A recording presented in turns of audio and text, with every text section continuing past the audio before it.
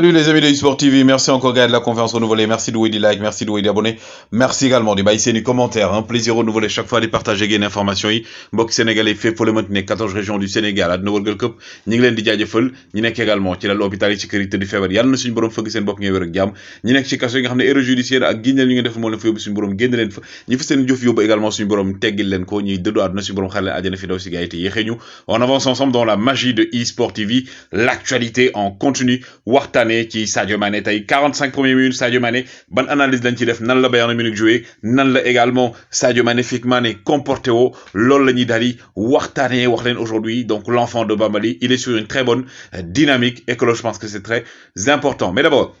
nga xam ne ñooy Paris Saint-Germain gars yi ñoom seen règlement bees mooy que ne 8h30 ba 8h45 le joueur yi war a egg si léegi regroupement bi pour entraînement mais aussi si table bi amatul léegi di yor li nga xam ne mooy téléphone loolu nag ki nga xam ne nag mooy Galtier règlement boobu daal la daal di génne ki nga xam ne nag mooy Zlatan Ibrahimovic yéen a ngi fàttaliku 2019 ba Cristiano Ronaldo signé Juventus ne moom défi lay def mu ne ko bu fekkee da ngay relever défi aventure bu bees la challenge bu bees la doo dem ci équipe boo xam ne day jël trophée chaque année nga ne da nga fay def da ngay dem équipe boo xam ne deuxième division nga koy fekk nga jël ko indi ko première division jël ak moom championnat donc Zlatan xam ngeen rek il a fait du Zlatanesque avec Cristiano yéen la ngeen ci xalaat Xavi moom il a eu son visa finalement ndax moom waxoon naa leen ko fan yii yëpp mënu woon dem États-Unis ndax visa am pare woon match bi njëkk bu FC Barcelone entraîné wu leen woon.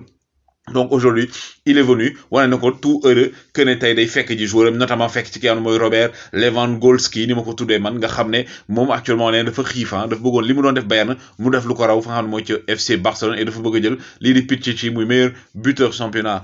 espagnol mais également championnat d'Europe un ancien également Pichichi muy ki nga xam ne nag mooy Luis Suarez moom nag mi ngi wéyal entraînement maa ngi dégg ñaan naan dafay dem Borussia Dortmund bu léegi rien n'est dit waxul loolu ba léegi moom signéegul ko fenn nekk na centre bu Barcelone di préparer amuñu jamono ji mi ngi ca Grèce loolu la nekk di lijjël daal ki ne mooy Luis Suarez et aussi par rapport ak Sadio Mané gars yi dañuy waxtaan tey il a été titulaire dans le 11 de départ ban jàngat lañ ci def loolu la ñuy fas yéene waxtaanee. Sadio magnifiquement nga xam ne tey il a été titularisé au front de l'attaque moo ki nga xam ne donc mooy Serge Gnabry gis ngeen ko mi ngi nii Neuer Kopado Mazraoui Vidovic Nianzou David Davis ñoom ñoo fa nekkoon on avait Sadio Mané également ak ki nga xam ne mooy Alphonso Davies premier mi-temps bi 3-0 la ñu door premier but de Sadio Mané à la cinquième minute plutôt Sabitzer dugal Gnabry dugal Sadio Mané penalty bi mu doon na gars yi penalty bi baaxul noonu mais comme di loolu nekk na point boo xam ne war na ko travailler léegi nag dañuy wax concrètement ci li nga xam ne mooy match bi.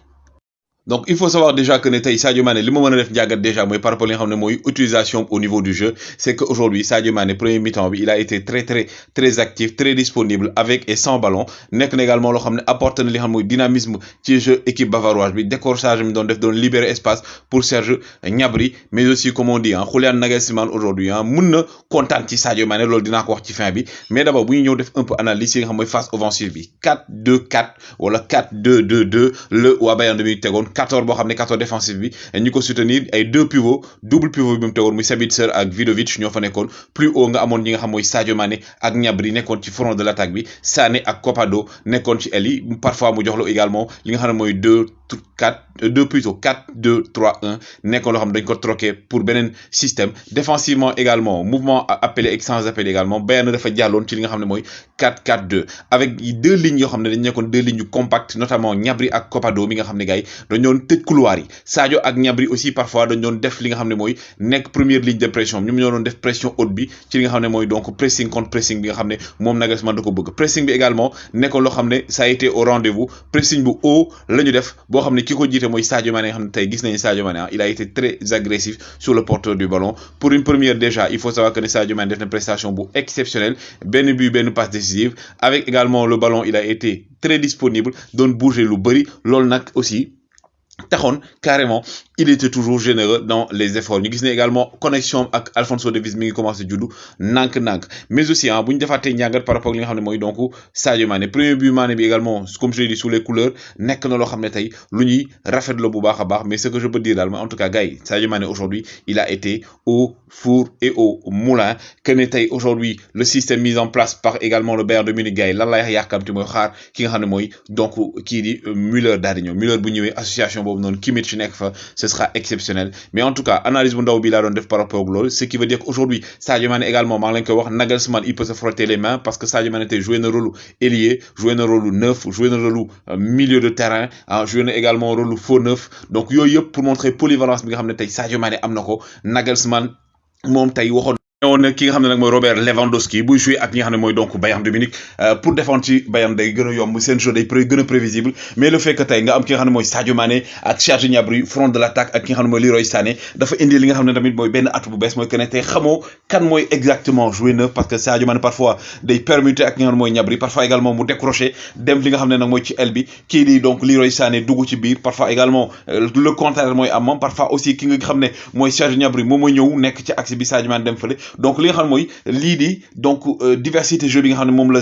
kii di indi Nagelsmann indi Sadio Mané également proposé ko parce que wax naa leen ko Sadio Mané aujourd'hui dafa wane ne mën na jouer poste yëpp faux neuf joué na ko ci biir match bi joué na ci meneur de jeu joué na ci ailier joué na ci également neuf loolu c'est beaucoup d'atouts yoo xam ne tey jii nii le Bayern de Munich peut compter sur ça et que Julian Nagelsmann peut aujourd'hui se frotter les mains am attaque bu melni et je pense que gars imaginez sincèrement actuellement man lima yàqamti moy gis ki nga xam moy Sadio Magnifique Mané évoluer du côté du Bayern de Munich avec d'autres joueurs yoo xam dina ko wax mais ce que sûr moy que premier mi-temps bi même si tout n'a pas été parfait ku ci melni Mazraoui ba légui mom il n'a pas été dans le banc amna lo xamné tay dess na ci c'est son premier match également mi ngi soog intégrer équipe bi mais cette équipe du Bayern de Munich gars comme chaque année day ñëw def preuve am wane également li nga xamné mom moy atout et aujourd'hui l'atout a été du fait que ne tay ils ont su diversifier li nga xam moy sen jeu plutôt teg li nga xam moy 4-2-2-2 parfois également ñu teg ci biir système bi changer ko def ko 4-4-2 parfois ñu def ko 4-3-1-2 loolu yëpp ci biir la Sadio Mané aujourd'hui donc il a fait un match correct pour man premier but première passe décisive pour Serge Gnabry donc bu Kimmich ñëwee gars yi Goretzka wér Müller ñëw laf cat qu'est-ce qu'il y aura à dire par rapport ak li nga xam ne tamit mooy équipe bu Bayern de Munich bi si également Sadio Mané dem ba gën a déggoo ak équipe bi tey ñu bëri sax ñi maa ngi seet yenn commentaire ñuy tiit naan Sadio Mané préservé wul bul gaañ sa bopp et tout dañ la soxla yow ñun yaay suñu góor et tout mais Sadio il a été généreux dans l'effort il a été partout dañ koy ñaanal jàmm nag direction demain 10h45 da koy fekk donc fa nga xam ne gars yi kenn doot ko waxati mooy du côté donc du Maroc gars yi moom ak Müller laa yaakamte gis wéy leen di like wéy leen di abonné on avance ensemble dans la magie de eSport TV gars yi jaa ngeen jëf